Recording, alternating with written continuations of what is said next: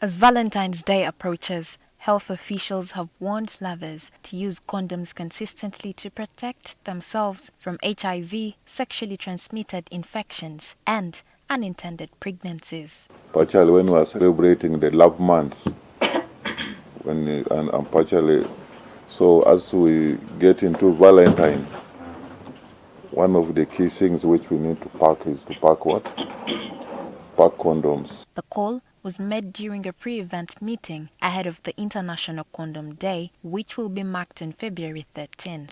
Officials said condoms provide triple protection when used correctly and consistently. And now, if you look at all the other methods, probably the condoms are the ones who provide a dual or a triple mechanisms to be able to prevent.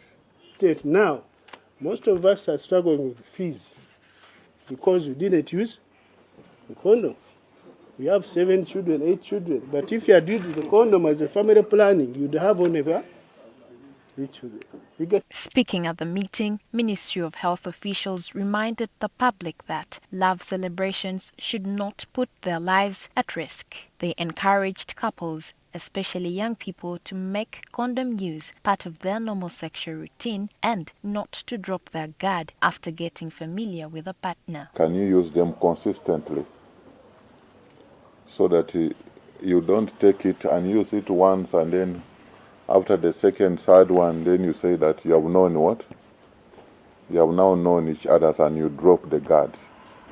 Health experts noted that while Uganda has made progress in HIV prevention, new infections are still happening, partly due to reduced condom use. Statistics show that condoms contribute over 50% of all HIV infections prevented in the country, making them one of the most effective HIV prevention tools. We've actually been contributing close to about 11 million condoms annually to the Ugandan market. Apparently, like last year, the country distributed close to 200 million condoms, and of that, the biggest consumers have been really the high-risk populations. We have the sex workers, whose consumption is about close to 78%. Officials also raised concern about low condom use among young people aged 15 to 24 years and among couples, urging more openness and responsibility during sexual relationships. To improve acceptance, the government has introduced new condom brands with better sizes,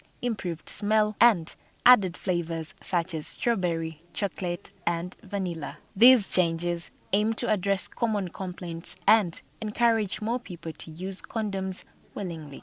We realize that many people in our high-risk areas, one of the drivers is the boda cyclists. They are big drivers of pushing the condom use and also pushing the condom misuse. Because we have a conversation I'm talking about today about disorganized sex. In the places that we operate from, bars, the parlors, the shows like Nyege Nyege, are places where it's at high risk, and we are using our campaign Yambali and Kofira, of which we have an activity in Soba, and Soba is a playground in near Mulago, where we're going to be doing an activity to promote condom use. We want to reintroduce the culture that was there before. We used to hear of section networks, we used to hear of condomize, we used to hear of Y+. Youth Alive groups.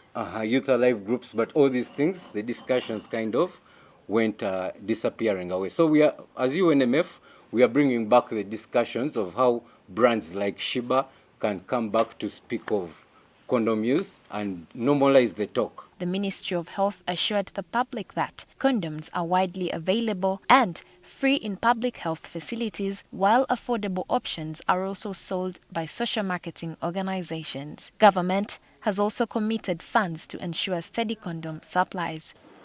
Means that coordinate all players in the HIV response, and because of this multi-sectoral approach, we've been able to actually progress in the HIV fight by reducing the HIV infections, the prevalence, and even AIDS-related deaths.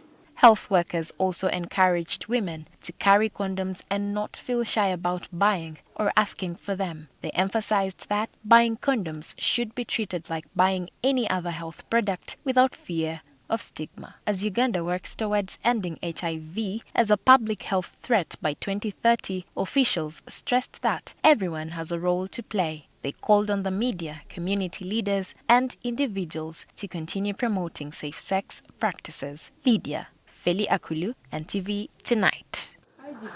This is the female one, eh?